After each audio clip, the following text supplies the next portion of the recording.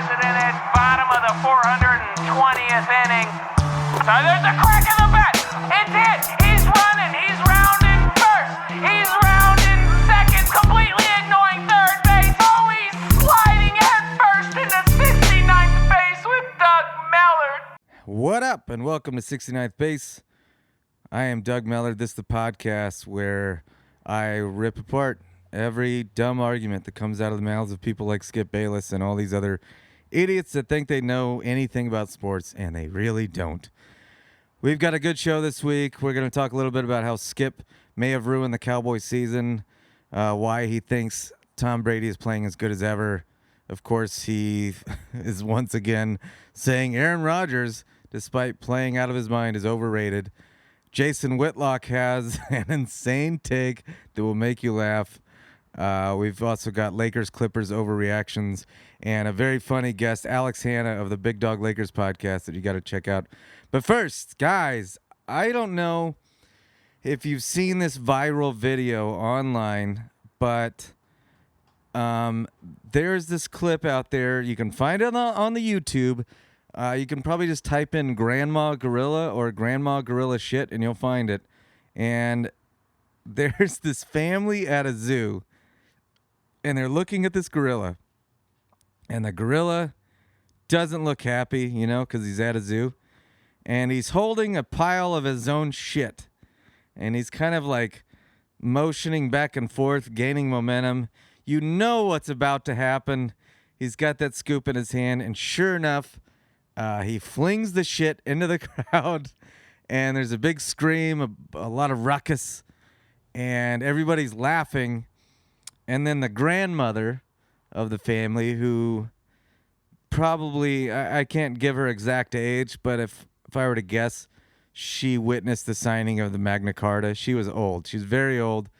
She turns to the camera totally disgusted, and she's just got this chunk of gorilla shit hanging off her nose, and it feels like she's so old she can't even wipe it, because she doesn't even attempt to wipe it. She's just like almost frozen, and they all just laugh hysterically. Like, nobody helps grandma. They all just laugh at her. My favorite thing about this is that this woman could have lived a fantastic life.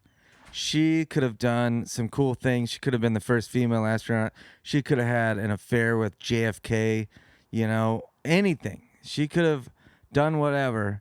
But all anyone thought about and talked about after her funeral, assuming she's dead because she looked like she's 1,000 years old, all they talked about was, remember when Grandma had that gorilla throw shit at her that one time? That's all they would talk about. And that's so funny to me. And I guess sad, but very funny. Very, very funny.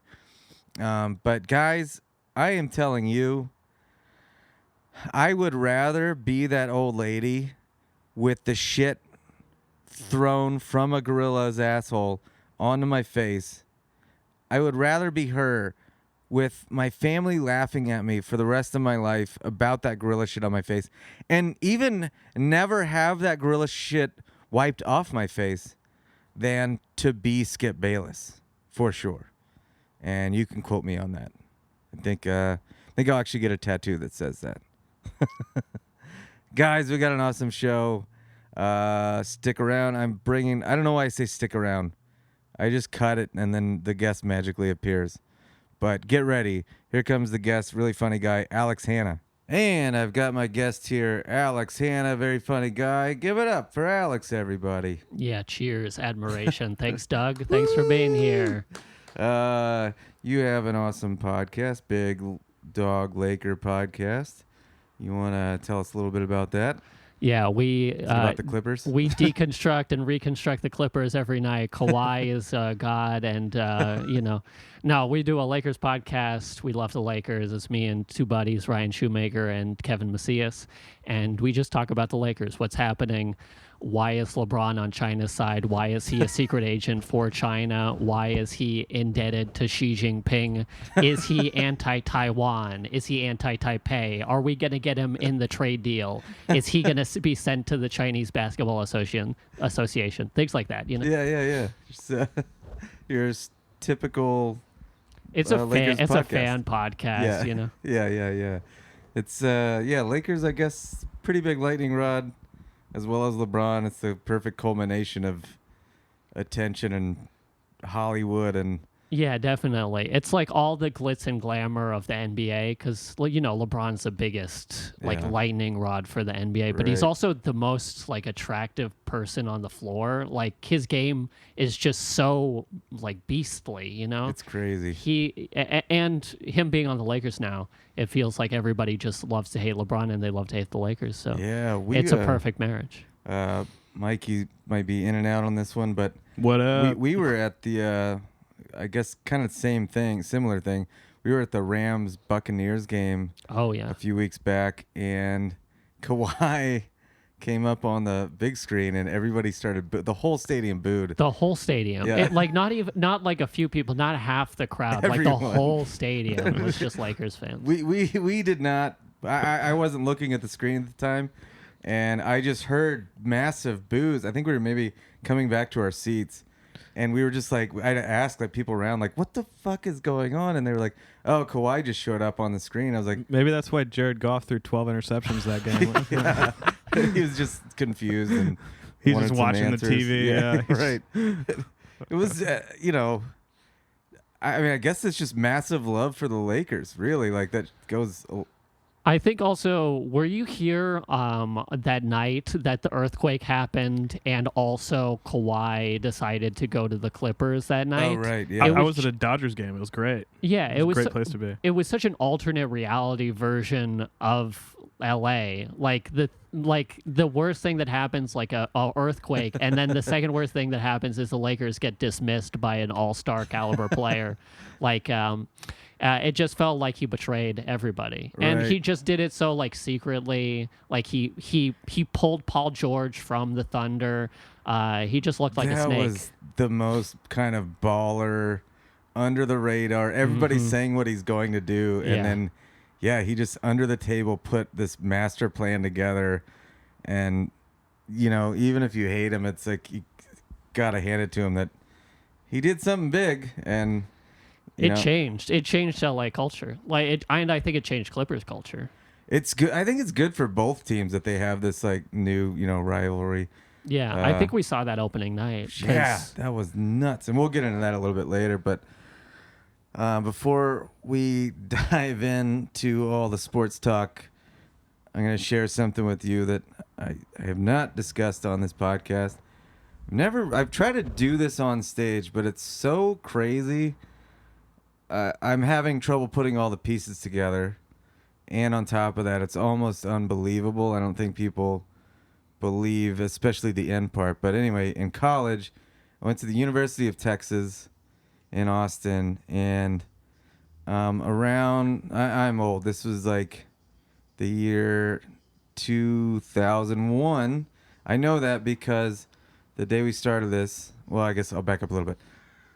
This is a great start for this story. I believe in you. I believe in this story. Sorry, whatever that weird music is, my ADD is so bad.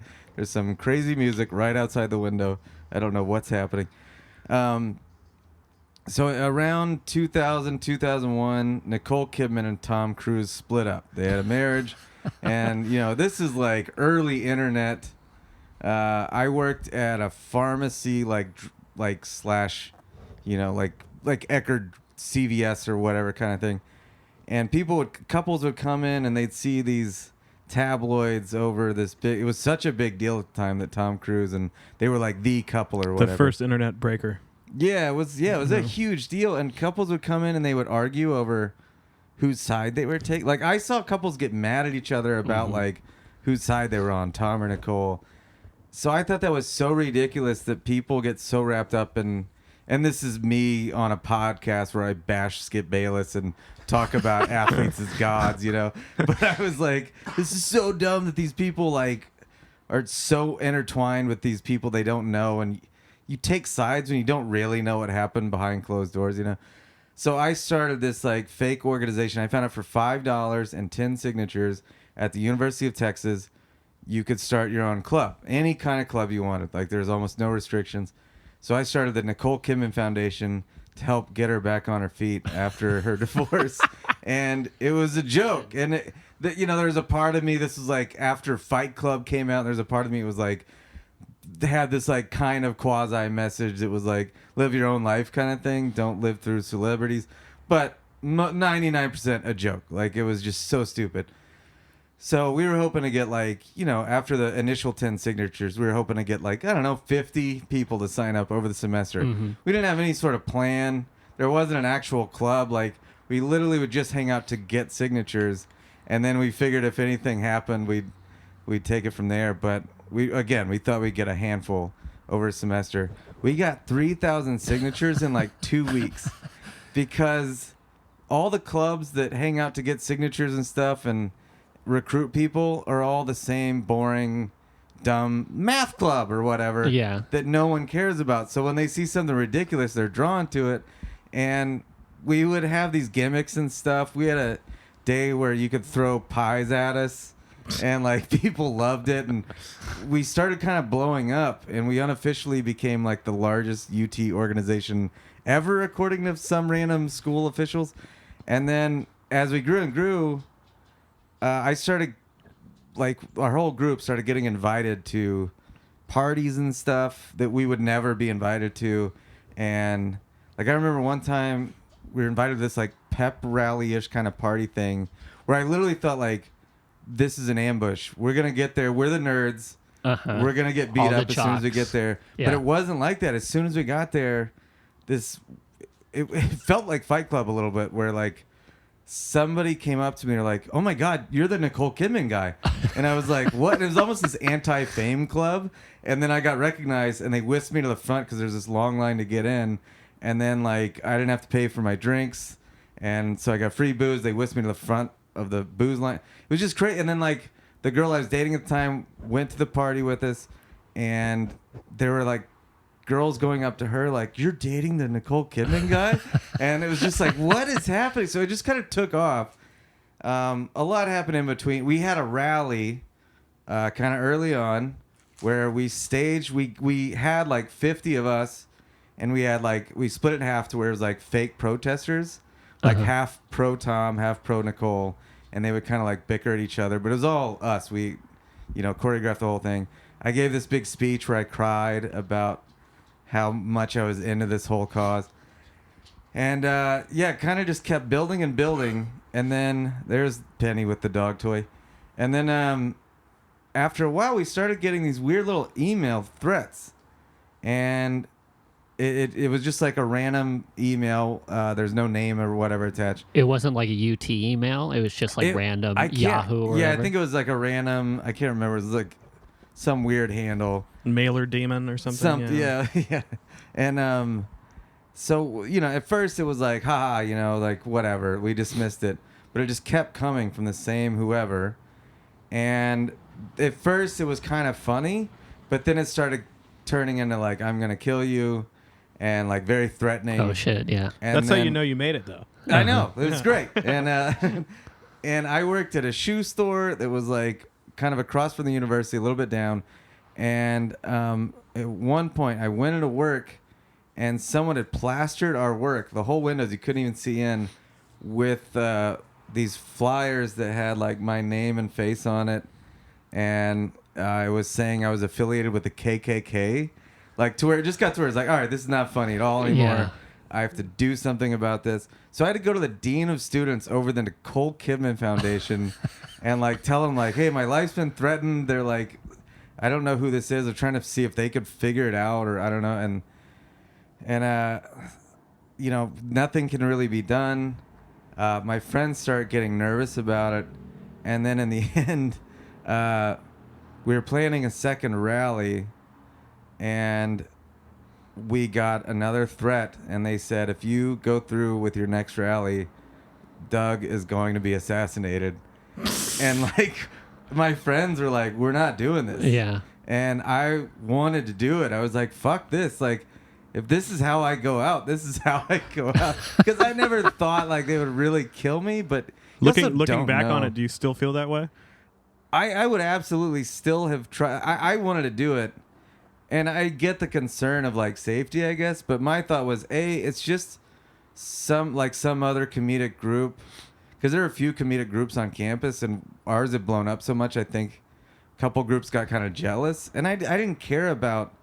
I wasn't competing against anything. I was just letting this thing happen. Yeah, you were trying to do the bit to the fullest. Yeah, and like, you know, I wasn't trying to take any shine off of anyone, and so like I thought it was probably just another group, or oh god, I just had a flashback. A girl came into my work and slapped me in the face and said I had sent her this like horrible email, and we had to track down. I had to like prove it to her that it wasn't from me. It was so anyway, it got really intense, and were you doing anything particularly offensive? Like not at all. Like the one weird thing, I remember that it was 2001 because the day we were gonna start the whole thing, I had these flyers ready and I was gonna get on the bus bright and early and take this giant stack of flyers and post them all over. And it was Nicole Kidman and this old like Russian like what's propaganda kind of poster with Nicole Kidman's face over a nun with machine guns, and it said like "Join the cause," and it was September 11th, 2001. And so I was like, thank God I didn't do that yesterday, because it had like, you know, a link to like our email thing, and it just would have looked really weird. That not that people would have put that together, but anyway, that you caused 9/11. Yeah, Nicole Kidman technically. It's crazy that divorce caused 9/11. Yeah, right. You guess can't underestimate the power of Tom Cruise, but yeah, it was just I guess my question is here: do you think?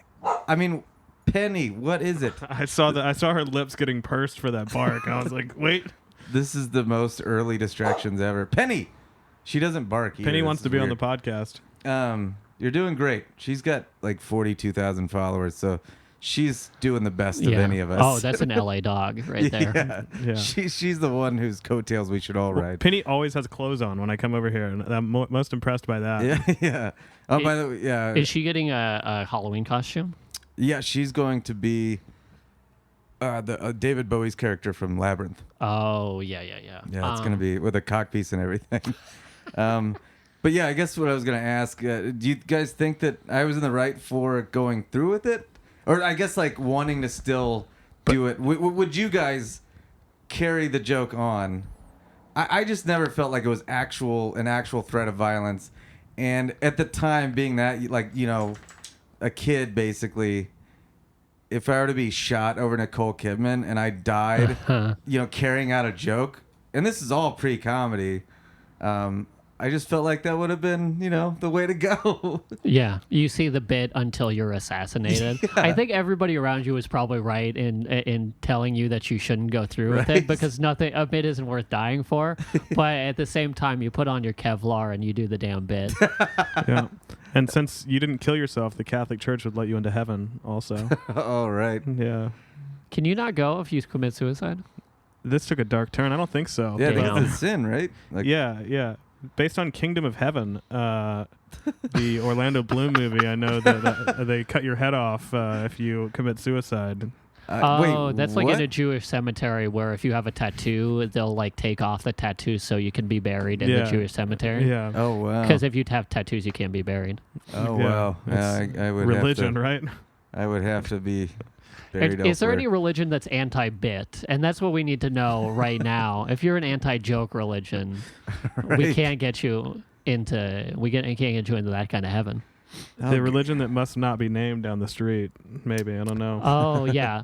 Is this a Scientologist who is going after you also? That would be so funny if it was just like they thought you were pro-Scientology because you were on Nicole Kidman's side. Oh, wow, yeah. And they're just gunning for you. Was he in it at that point? I guess so. Yeah. He's been in it since like he started his career. Like Top Gun, he was in it. Yeah. Really? Wow.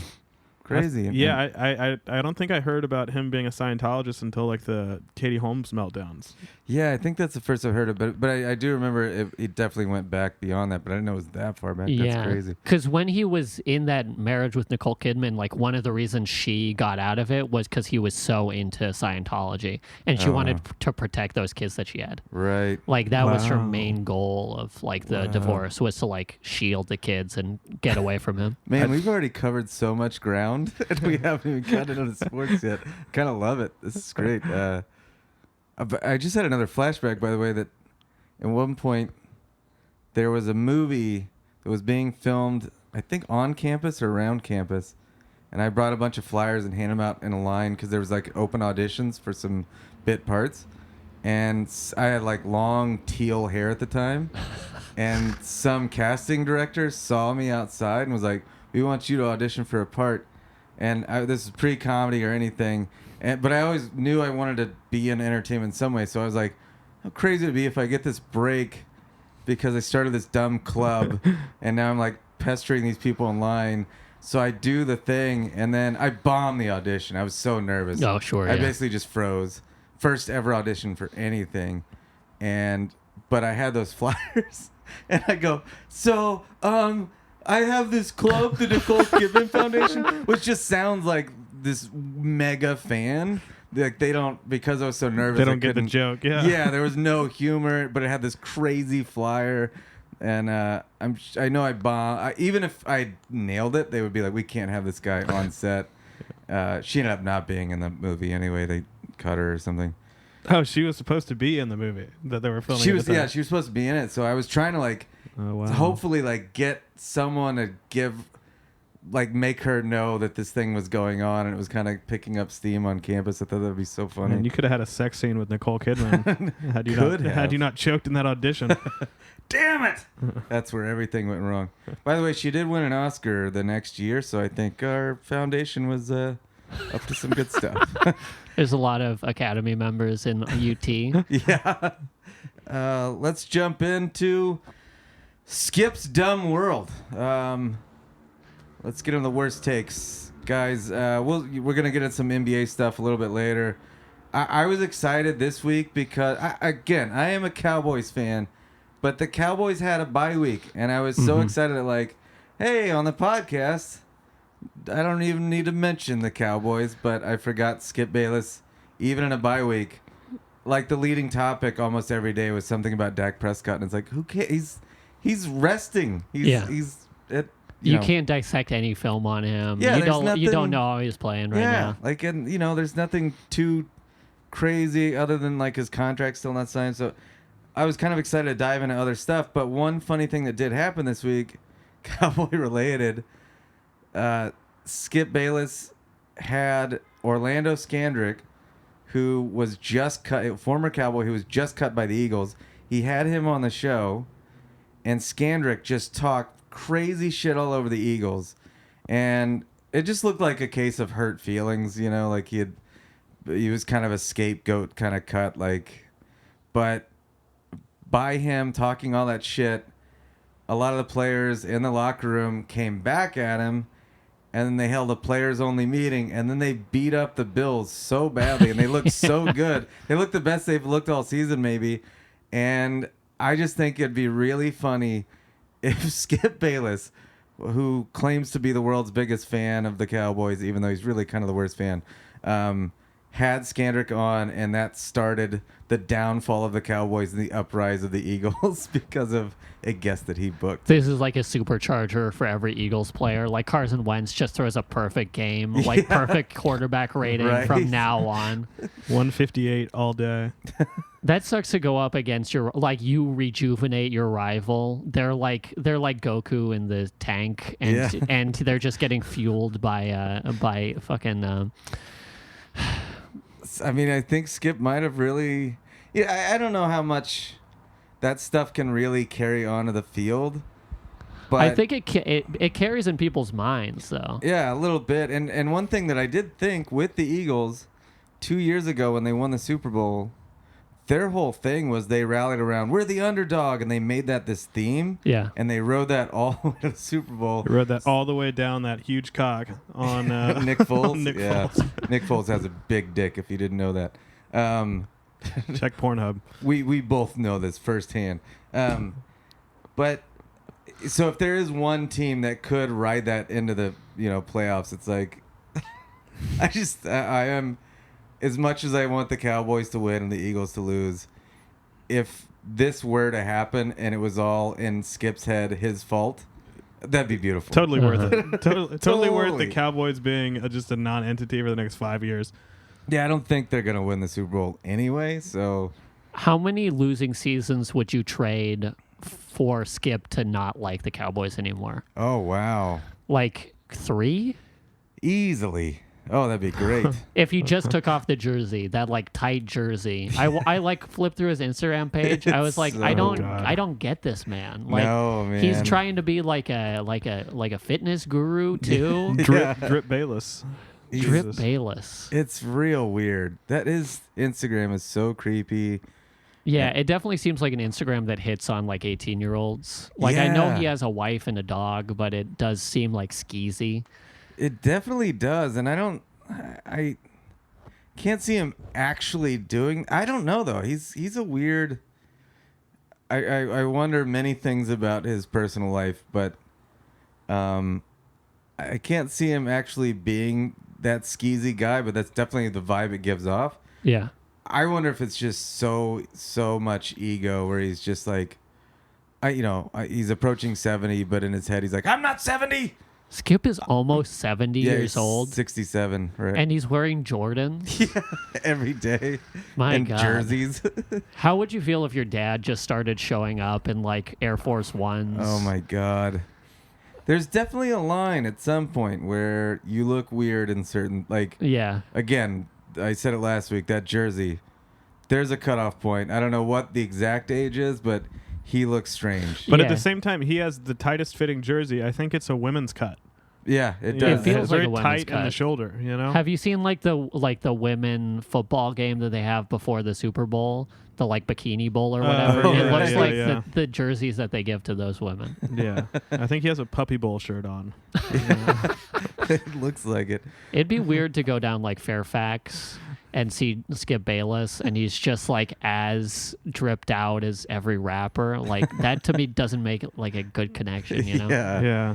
I'd like to throw him in South Central fully dripped out. Just see what Oh, happens. it's like that episode of Atlanta where he gets his chain stolen. Yeah, exactly. Oh man, I wonder if dreams could become reality. Sticking with Skip, but moving on to his favorite person in the whole wide world, Tom Brady. It's weird that he's a Tom Brady stan, Yeah. even though he's a Cowboys stan. Yep.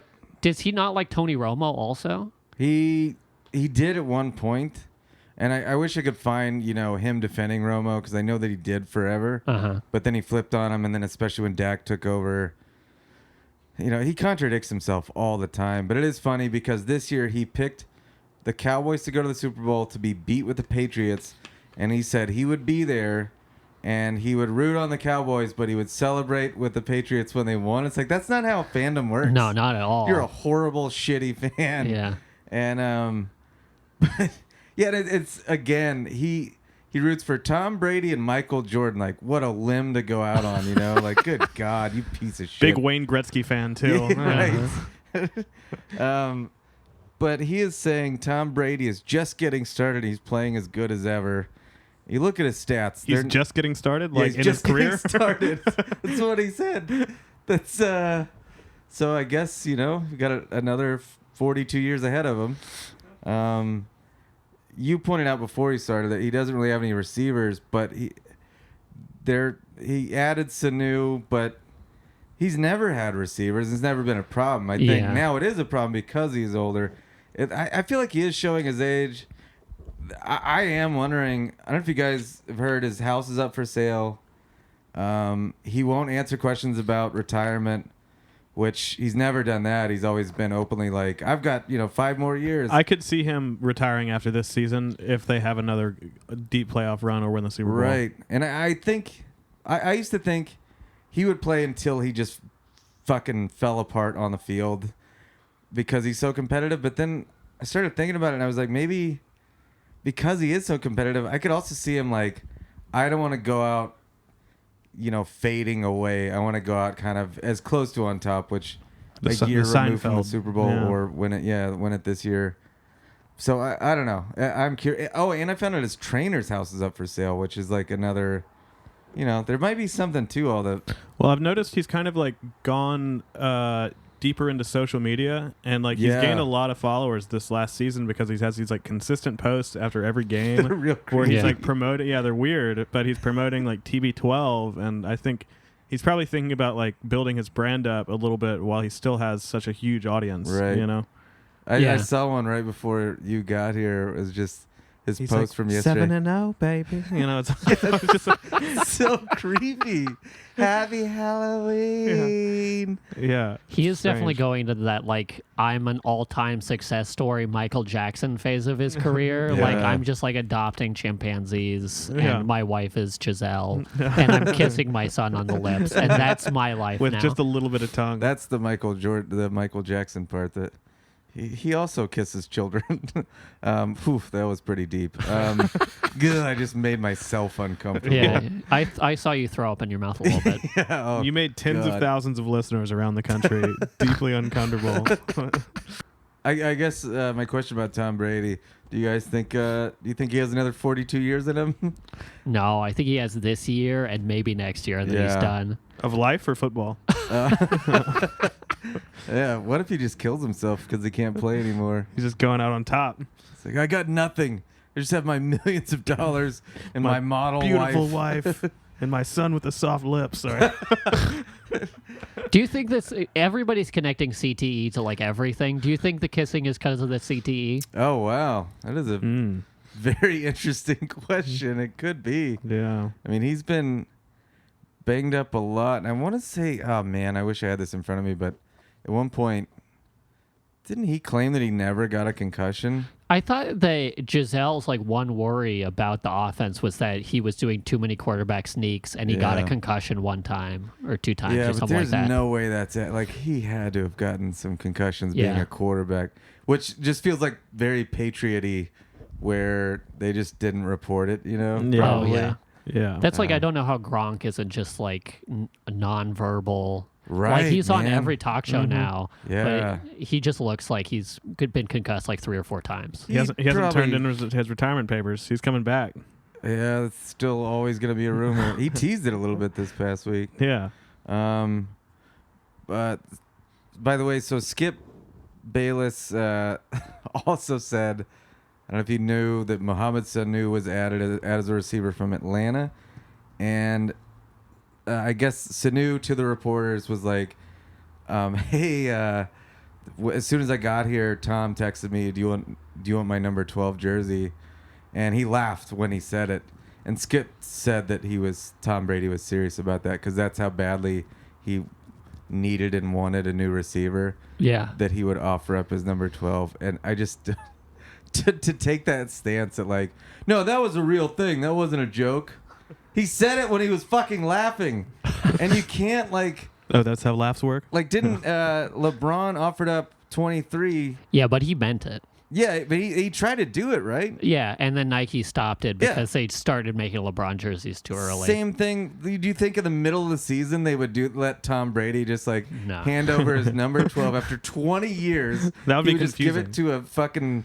To Mohamed Sanu? The of number all 3 people? receiver probably on the team. It's just insane. The number 4 receiver on the Falcons is now the number 3 receiver on the Patriots. Right. That story about LeBron giving up his 23 to Anthony Davis is crazy though, because it was treated like a monumental part of like their lives. Like he took him out to an Italian dinner and he like God. wined and dined him, and at the end, instead of like an engagement ring, it was his jersey number 23, and It was like Anthony a Davis. cake with like 23 on it. Yeah. It was a woman popping out with Anthony Davis number 23 on it. Did he really reveal it like that? Yeah, it was Oh my it God. was in Brentwood. There's like an Italian restaurant in Brentwood. Wow. And like it was very much like, this is a new part of our lives. You're going to be number 23 on the Lakers. Man, he should have done that with Kawhi. Maybe it would have worked. I want to bring up something later. I'm going to put a pin over here if somebody could remind me when we're talking about the Lakers later. Magic Johnson. Let's try to remember that. Another Skip, by the way, on his Twitter just a little bit ago, announced like, hey, if you didn't see, his wife has a new book out about like living with Skip Bayless and how tough it is, basically. which is just ridiculous. But he his last tweet was, "If you missed my wife Ernestine and me on the Tamron Hall show, check it out here." First of all, I'd never heard of that show, but I did watch the clip just for this, obviously. And there's a moment where the host asks, "You blamed your wife for an interception by Tom Brady in the Super Bowl one year?" And he was like, "Yeah, because I told her I shut my door for this one important game, and I told her, 'Don't you come in here while I'm watching this.'" And that sounded very sexual and weird. like he really likes Tom Brady. Like, "I'm just gonna shut my door, lock it." What could he have been doing in there? Yeah, I don't know. It's just thought that was a little strange. Yeah, that's there's a rumor swirling about that, I'm sure. Yeah, probably. There's we can get it in rumors later. Yeah. Another of his favorite subjects, Skip Bayless. Skip Bayless went on to bash Aaron Rodgers once again, saying that he's overrated. Aaron had another monster game, and Against the Chiefs, who have a shitty secondary, but he says he gives them little to no credit. And man, I just think earlier in the season, Aaron wasn't playing great. Yeah. If you wanted to say he's overrated then, like, there were people where I was even thinking like, oh man, is he starting to age out slightly? But you can't make that argument. The last couple of weeks, he is balling out with, and without his number one receiver. Like, did you see that crazy corner? I saw the crazy. It was like a flick throw. Yeah. You know how Tim Tebow used to throw that like underhand throw? It was like a Tim Tebow throw to the corner. Yeah. And it was amazing. And then the game before, he had like a perfect passer rating, which was like the first time in his career that he's done that. Oh, I didn't know that part. Wow. Yeah, he's like on a new level right now. Yeah, it's so weird to just say that. Yeah, that guy sucks, and it's. Just give him some fucking credit. Like, he's playing very well right now. Yeah. And I feel like Aaron this year with the new coach kind of has this similar LeBron feel, where LeBron, when he's starting with a new team, he takes his time to kind of figure out what's going on. And I kind of was thinking in the back of my head, like, what if this coach and Aaron figure this out? And it just looks like they're figuring it out now. And it took a few weeks. Like, preseason kind of rolls into the regular season with football, with anything really, with any sport. But I don't know. I think it's dangerous to say that Aaron Rodgers is not playing well right now. Oh, and he said that I guess Aaron Rodgers has the 8th QBR right now, and he's like making the argument Dak has the number 1 QBR, so he's better. But who has the better record? Isn't that all that matters? Hasn't like, Dak thrown like 6 touchdowns this season? He's like not 5 touchdowns? having the best season. Yeah, there was total radio silence after Aaron Rodgers' massive game last week from Skip, right? Oh, right. Yeah, he just didn't bring up his like six touchdowns and. Oh no, it's just the same thing. We're We're overrated. He's fucking smart. I think he says that the running back is the one doing everything. So obviously, Yeah, that's crazy. yeah, like he just can't. It's also so easy to like pile on the second best quarterback in the NFL, like just because they're a notch below the best quarterback. Right. It does like Mahomes is obviously number 1 right now, barring injury, right? Because he has that ankle injury right now. But when you pile on Aaron Rodgers, it's like he's the reason that team is so successful. Right. Like with the lack of depth in wide receivers, with like the lack in depth in running back, like I don't understand why you're challenging him. Like he's not the one that needs to be challenged. No. It's like the guy who's the quarterback for the Bears right now? Trubisky. Yeah, Trubisky. Pile on Trubisky more. That guy needs a little encouragement to be a better quarterback. Yeah. I mean, as much as Trubisky sucks, like their kickers are even worse. Their kicker blew it again poor this Bears. week. It was like almost the same yard line as what ruined them in their season. It was like a 42 yarder or something like that. Ugh, it's painful. So you brought up Mahomes, which is great because this next thing just made me laugh so hard. Jason Whitlock on his show, Speak for Yourself, was talking about how Mahomes should play through the pain of his injury, which is just absurd when you're a quarterback that good. I don't know if he's ever heard of RG3. In week 7 or 8. Yeah, week 7, you've got a comfortable lead in your division. I get that you want, home field, but the Patriots probably have that on lock already. Like, just let him heal up. But the best part, Jason Whitlock compared the whole thing to himself, saying that he, that morning, was in some pain, but he got on the treadmill anyway. And he said, shouldn't Mahomes play through the pain like I did today? What the hell, man? Like, how can you make that analogy? Yeah. I mean, Whitlock's carrying a lot of weight, so maybe it was kind of a big deal for him to hop on the treadmill that morning. I also don't believe that he's hopped on any treadmill Right. Yeah. in the last 20 years. Yeah. He seems like the guy that walks at the lowest setting while reading on his iPad. Oh, definitely. Absolutely. Yeah. He has a podcast about exercise, and it's like, oh, thank God I did exercise today. Yeah. I not only did I laugh, everyone on his show laughed at him and just made fun of him for the next 3 minutes. They're just like, yeah, that's the same thing, buddy. And I feel like that's all that show is he says something ridiculous and then he turns to someone else and is like, what do you think? And they're like, what the fuck are you talking fuck about? you, man. Yeah. You idiot. But God, to just say that it's the same thing that he got on a treadmill. Yeah, that's the same thing as somebody on the show brought up the point yeah, but who was tackling you on the treadmill? There's so many things to other attack than there. gravity. Yeah. Yeah, I guess for him, that's a lot of gravity. Let's dive into some Lakers stuff. I'm excited that you're here because this is the first, episode with the NBA season starting. I want to kick it off with Lakers Clippers overreaction. We were talking about that a little bit before we started. Everybody piling on. It's LeBron's done. Yep. LeBron's the fourth best player in the game right now, behind Kawhi, Paul George, Anthony Davis. And he might, in some people's eyes, it felt like he was the 15th best player in the NBA. Yeah. And then over the last 3 games, he's just ripped it up. He's averaging 10 assists. Yeah. Did you watch the game? I watched the Clippers-Lakers game. Yeah. Yeah, and which was they were still in it. It was still Danny Green kept them in it, but yeah, Danny Green was on fire. That was awesome. But they could have won that game. The way that everybody was reacting, it kind of felt like they had no chance, and it sounds like they were blown out, but they stormed back. They could have pulled it off, but again, we were talking about it a minute ago, but I feel like LeBron always kind of takes his time. Yeah. And feels out the roster. Yeah. Who can do what? He's tinkering all the time. He's a genius. I think he'll just slowly put it together. He knows that it only matters in the playoffs.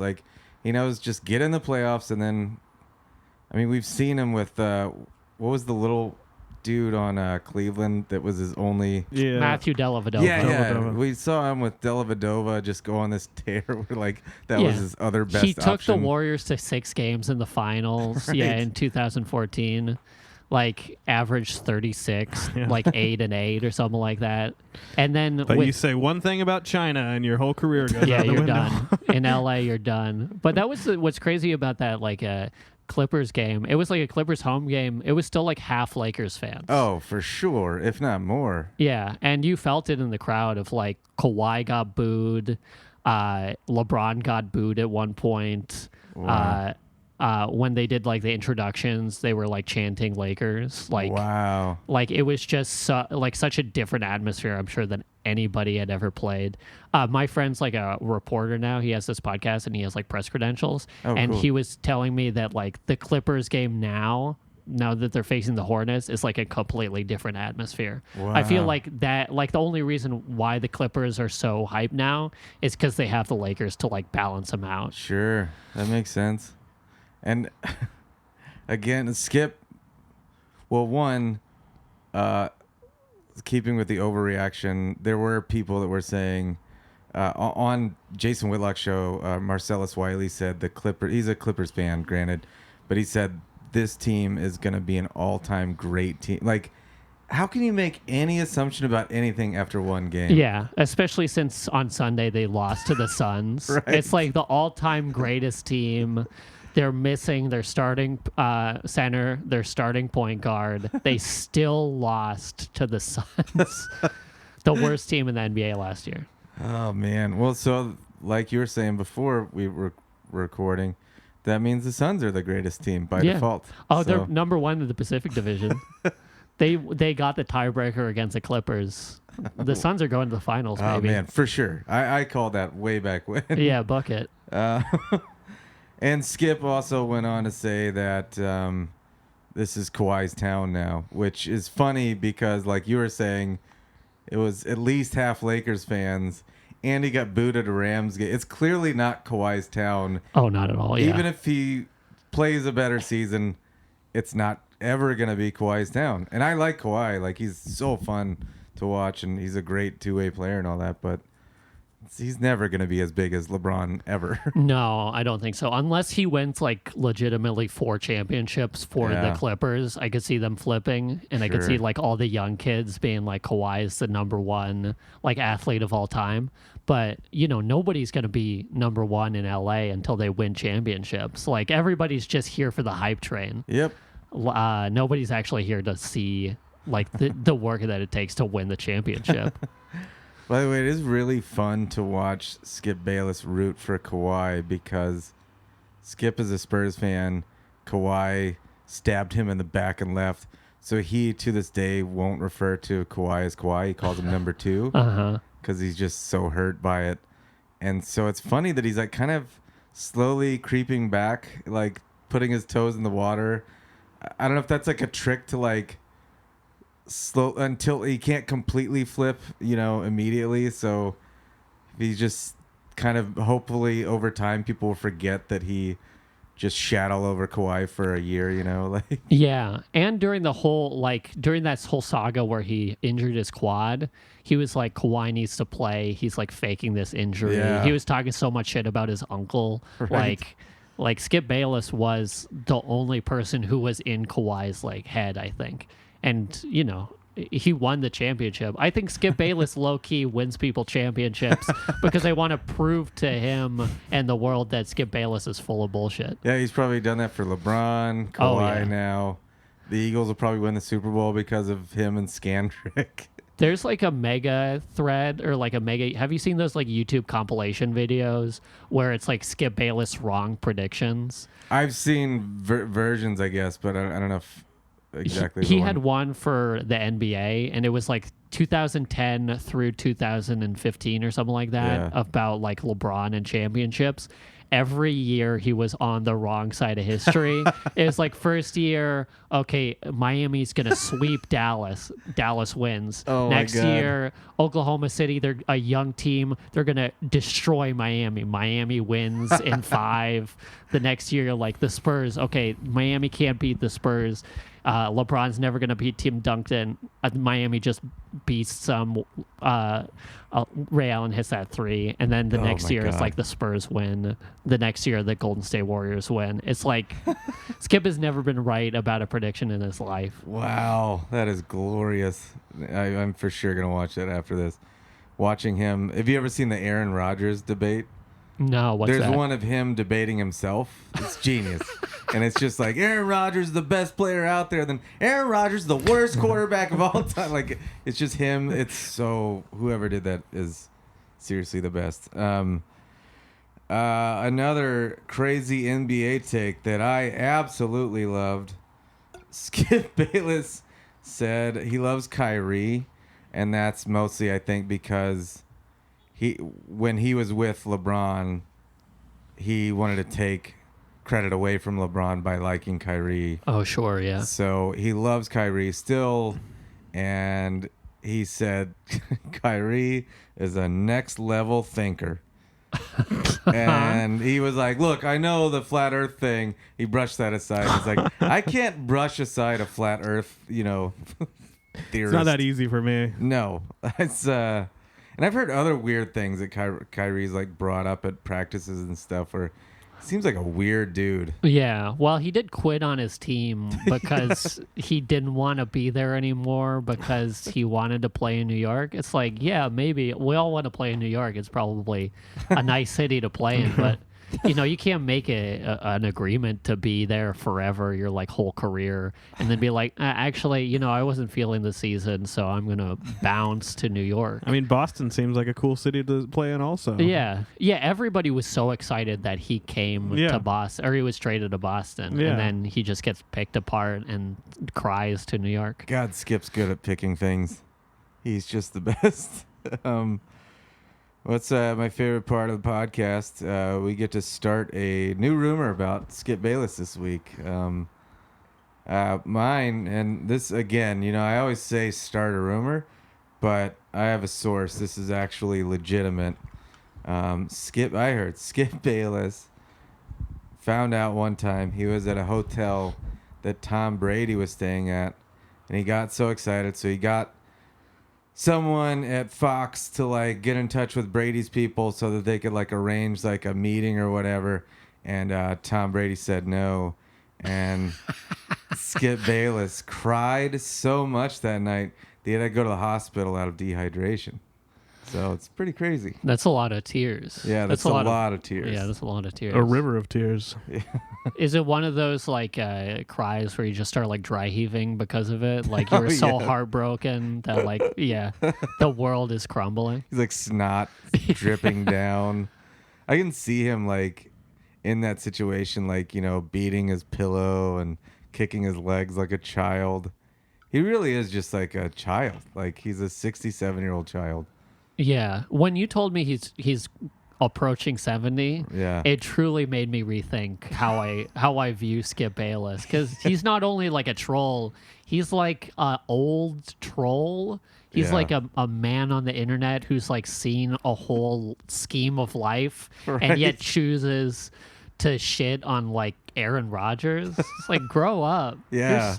You're 67. Get grandchildren and like take care of them. You don't need to be yelling at Aaron Rodgers every day. I think too, like when his wife's book came out, he was like talking in the build up to that, he mentioned something about they were together for like, I want to say like over 14 years or something before they got married, which there's something weird and immature about that as well. Like, or non-committal. I don't know what that is. I need to have like a therapist on here to just break down Skip's psyche. I think that'd be so fun. Oh, you get the guy who like dissected Trump and he's dissecting Skip Bayless. That would be good. That'd be good content. I think it's got to happen. Because he is the biggest man-child in sports. Right. Oh, absolutely. Like, I can't think of an owner. Like, even Jerry Jones isn't that much of a man-child. Maybe Antonio Brown's on the same level. Oh, Antonio Brown might be on the same level. They're definitely built the same way. Yeah. Like, very, like, flame war. I'm going to get my way, even though it costs me millions of dollars. Yeah. At least with Antonio Brown, it's like, could be CTE, Like, Skip doesn't have that thing. There's no excuse for him. It would be so funny if they released a video and it's Shannon Sharp giving Skip Bayless CTE one of the times, and then you understand his whole career unfolding. I was trying to think of anybody else that's that big of. Because there's nobody on ESPN anymore that like Will Cain's pretty bad. He's kind of the younger racist version of. I think once. I mean, I'm not going to call Skip Bayless not racist because I don't know that for sure. I think he's legitimately like okay in that department, but how sweet of you to say about Skip Bayless. It's the that's one the time I'm biggest going to defend compliment, him because Will Cain is openly like not openly racist. He's kind of the worst kind of racist where he doesn't know that he's racist. Well, he's the kind of racist that's like, the worst I don't want to sound racist, but yeah, he's that guy for sure. But I think when Skip left First Take with Stephen A., they thought Max Kellerman's gonna be the new Skip, but Max kind of can go both ways, where you love him, you hate him. They still, I think, felt like we still need that guy that everybody just hates all the time. And then Will Cain was brought in, and he's a Cowboys fan. He's equally ridiculous with his takes on that. They're both so like emotionally reactional too, where it's just they live in the moment all the time, like in a bad way, where it's like the Lakers Clippers, where it's LeBron's done, everything's always just so over the top. Yeah, game by game. Yeah. This is how it's going to be for the rest of life. Yeah. Are you a Mavs fan then? Yes, I love the Mavs. We had our one magical season. I hate the Mavericks. Oh man, what's wrong with you? I You're like a Rockets guy, right? Yeah, of course. Yeah. Except I don't like Westbrook. Yeah, I don't like Harden. Harden's hard to watch. Did you watch I like don't an actual Rockets? I don't like his whole flopping foul drive to the basket. And his traveling, his constant traveling. Yeah. And this year, like he's 3 for 28 from 3, Yeah, which is legitimately horrifying. He's like, starting slow. He's starting real slow, but it's because he's trying to get a foul on every 3-pointer. He's like kicking his legs out. He's like putting an arm out to try to get a foul. And all the refs like hate it. They hate like looking after him. Oh, for sure. Like babying him throughout the whole thing. That reminds me, he kept in the preseason kept talking about his new move. Is that I haven't followed up with that. He had like a new 3-point shot. Oh yeah, 1-footed. Is that step working, back or is he doing that, or is that why he sucks? He tried it in preseason twice. It didn't work either time. And who would have thunk it? And now he's just like flopping on threes all the time. Oh I tried to watch a God. game, and it was truly unwatchable. Fuck. I told you guys, like, somebody remind me Yeah, about Magic, and now I'm like, what the fuck was that Magic Johnson thing? Oh man, Magic Johnson. Oh, Magic Johnson on Skip Show. They had him on Skip Show. Wasn't he on when he left, or was he that on Stephen A's show? Because he went to a ESPN show right after he quit the Lakers. I think job. that was First Take. Yeah. Which was a godsend for Lakers fans. Yeah.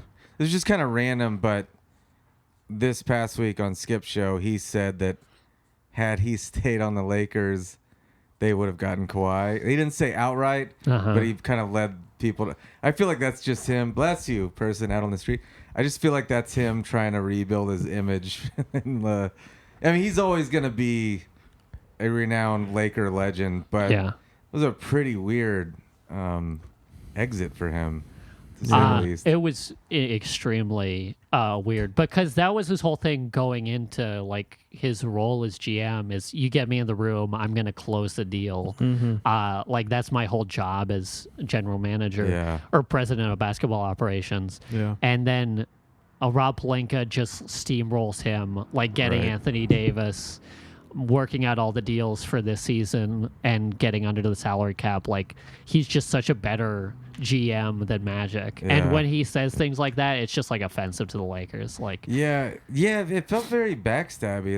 It's but that's their whole relationship now, I think. Like the second Genie chose Pelinka over Magic, I think it forced Magic to just be like, this whole Lakers run was either my doing because I got LeBron James, or it was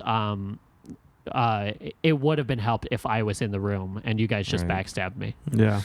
So strange. And I think part of it too for him was he started getting some criticism, and he's like, I don't like being yelled at and hated in the public eye, like, because he's just been loved his whole life.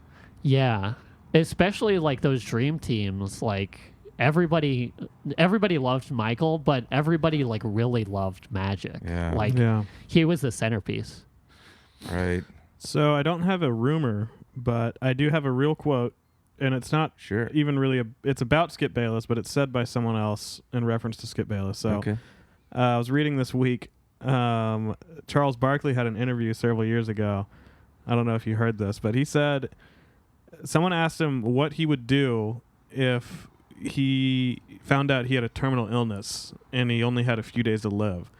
And he's like, I would go kill fucking Skip Bayless because I hate that guy. That's a real quote. You can look that up. It's great. I can't tell if you're making that up or if I could see Charles Barkley. That is Charles Barkley actually said that. Yeah.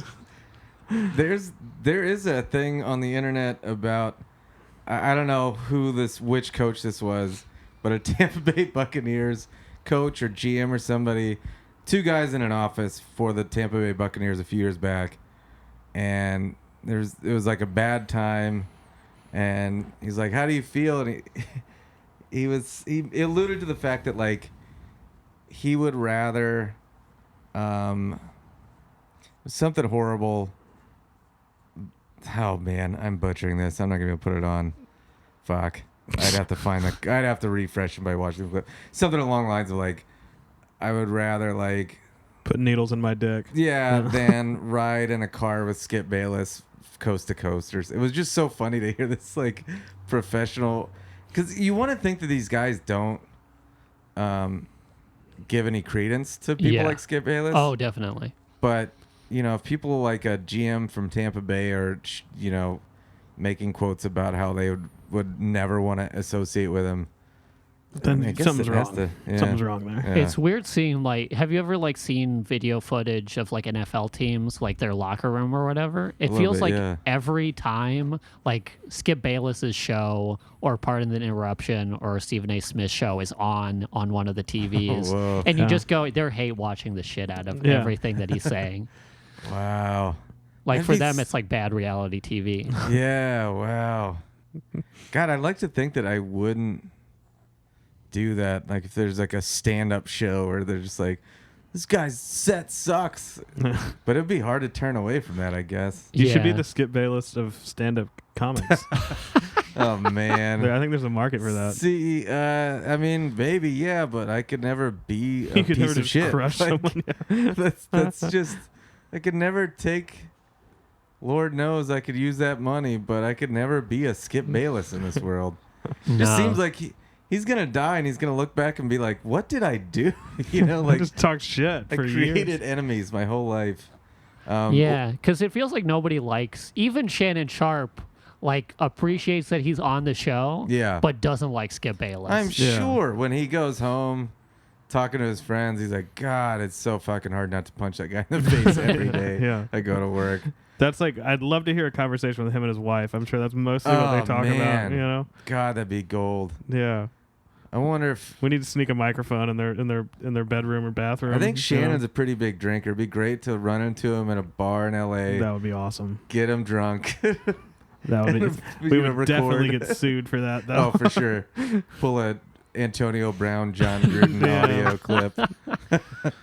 Do you know about Michelle Beadle was at an open mic in Los Angeles?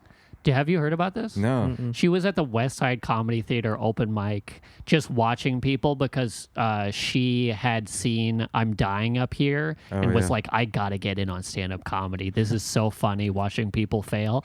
And then she lasted about 4 comics before she was just like, fuck this shit forever. I'm my leaving. God. And she was with that guy with the dreads. I forget his name. Oh, That's shit. that used to be on her show. But Michelle Beadle loves stand-up comedy Wow. unless it's an open mic, and then she cannot get out of there quicker. That And that's probably like 99% of comedy, though, right? Yeah, that's about everybody in the United States. Yeah. If you're going to an open mic, you need help. Yeah. I told you guys a story about me in college and my weird Nicole Kidman Foundation. Nothing weird about that. Yeah, no, it's totally normal. And I feel like that kind of developed me. It pushed me slowly into stand up and stuff later on. So my question about Skip this week at the end here, do you think what do you think Skip Bayless was like in college? Like Man. if that developed me and pushed me into this, what was because he's just a giant asshole, like how does one develop? How does one get started in being an asshole, Like I wonder if he just like Probably just talk shit about people having a good time. You yeah, know? 'cause Yeah. he didn't. He's never drank. Exactly. He So never had a probably didn't childhood. go to parties. Yeah. Yeah. He's probably just like, fuck them. They're gonna go out and ruin their lives meeting people. Yeah, he know? he probably like blackmailed his professors Oh, definitely. Yeah. to get good grades. I want to Yeah. say he destroyed the life of the college radio host who was like the sports host, so he could get that spot on the radio spot. Oh yeah. Oh, yeah, for sure. Absolutely. Just systematically like made up rumors. Oh, yeah. And trashed their reputation Called in every day, until like he could boring segment. slither in. Yeah. Oh, Yeah. Slither's a good word for Skip Bayless. Yeah. This is every movement. Yeah, because I mean, he had that Troy Aikman gay rumor like in the 90s. So he was probably, just throwing stuff at the wall early on about, probably used that to try to pick up women too, just talk shit on, if he liked a girl, he would talk shit on the guy she was dating. And Oh yeah. throw out a rumor. Oh, and- definitely. Oh, God. Oh yeah, he went to Vanderbilt, I believe. Can't picture that guy in That's Tennessee, right? I I think think so, so. Can't picture that guy in Tennessee for some reason. Unless he's hanging out with Ted Bundy. You know, Was Ted Bundy in Tennessee? not that we know of, but I know he like went from he went from Washington Oregon to Florida. yeah. And he escaped out of Colorado. Maybe Well, he went via Tennessee. Who knows? yeah, I could see Ted Bundy and Skip hanging out. I think that was one of the rumors one week, something alluding to that kind of. Yeah, I just picture him as. Yeah, I feel like he wouldn't have any friends. No, he seems like a hard guy to hang out with right now. Oh, for sure. Yeah, like he. What do you do with him? He won't even drink a glass of wine and just hang out. You know. Yeah, He seems like a guy who's just in his house 24/7. watching. Just watching bad sports that he doesn't like And- hate watching it. And being on Twitter and telling his wife, Have "Look you at this good tweet I just did." Have you seen how much he tweets? I was trying to read Oh, back yeah, it's on him crazy. just to get like a just a general vibe of the guy. Sure. It's like bullshit, like hack tweets about like how Aaron Rodgers sucks for like 10 times a day. Yeah. like every hour there's a new tweet. And that's another reason, people will come on here and say, it's just an act. But I don't think Fox isn't paying him to tweet. Yeah. I think he really is legitimately crazy 24/7. Like, he doesn't turn it off. I think he believes his own bullshit too, For because sure. nobody would be that deep into a character if they didn't like truly believe that they Yeah. were like the biggest troll in the world or Right. whatever. I think he turns it up a notch. Yeah. And there's probably occasional things where he throws out there just to like, all right, this will spike the numbers a little bit. But yeah, I think he believes his own. He's just batshit crazy. Yeah. Skip Bayless makes me like Stephen A. Smith, and I didn't think anybody would make me like Stephen A. Smith. I go, oh, this guy is a welcome interview now. Yeah, sure. He's over the top, but he's, kind of harmless. I wonder if Stephen A. Smith, sometimes he'll say stuff, like if his notes aren't in front of him and somebody asks him a question, he has no idea what's going on. Yeah. I think that guy parties every night and, shows up to work and like just gets his notes in front of him. And he's more just this persona, I think. Yeah, people actually like Stephen A. Smith. They'll shit on Stephen A. Smith. Yeah, Like people yeah. actually like Stephen A. Smith. Like he's with like Pusha T in a video, and they're just like having a good time. Oh, wow, It's I because didn't know Stephen A. that. like knows how to have a good time. Yeah, he's not trying to hurt it. He's not trying to shit on it. He'll shit on somebody here or there, but Skip's whole thing is to shit on so many people. It's like he wants to end careers just Right. by being on the radio. It's like that's not how it works. Well, it's been fun. I know you got to get out of here for a show, but Alex, thanks so much for being on. You got Big Dog Lakers podcast. Yeah, every Monday we go live. That's what I'm doing after this. Is I okay, gotta cool. go Oh, cool. record. Yeah, we of have course. a studio over on a street that I won't name because I'm not ready to dox myself on this podcast. Doug, we need to get one of those studio. Yeah, that'd be great. Yeah. That's ideal. Yeah. But it's been wonderful. I'm glad I learned a lot. I'm glad you're doing this podcast. It's very fun. Yeah, man. Thanks, man. You were awesome, and we'll have to have you back on and talk some NBA stuff as we get. Especially once we dive in, once NFL's behind and Skip goes all into anti-LeBron. Yeah. Yeah. Because now that's his target. The Lakers are his target. So Is he a Mavs fan? Because he's a Dallas, Yeah, but he's he- also a Tom. So I don't know where his allegiances lie. he's a Spurs guy. He's a I don't Spurs know guy. why. Just because they won a lot, probably. I guess, yeah, he must. Yeah, probably. Yeah. Yeah. He's Tom Brady. Yeah. The Spurs had a dynasty, Exactly. Let's see how much longer he's a Spurs fan. Yeah. Yeah, one would think if he's a Cowboys fan. He's from Oklahoma. That's further north. Is he a Thunder fan? I think he likes the Thunder okay, but I think because he didn't have a team forever. And they have never won a championship, Yeah, right? yeah. So he can't like somebody's not winning. Yeah. That'd be crazy. God, Chris Paul just out there in Oklahoma now. They Yeah. played the Rockets tonight. What happened with that? Oh, I don't know. I saw like the short Yeah. between bumper Monday Night Football segment, but Yeah. For me, guys, I'll be in Santa Fe November 9th. at Teatro Paraguas at 7:30. Come out for that. And then I'm recording my next album in Austin at Cap City, November 17th and 20th. Come out for that. And rate, review, subscribe as always. And thanks again, Alex. That was awesome. And yeah, I can't wait to have you come back. And when we get in the heat of the Lakers season, it's going to be great. Yeah. Thanks, Doug. Yeah, thanks, thanks, man. Mikey. Thanks, Mikey. You're welcome. Peace out. See y'all next week.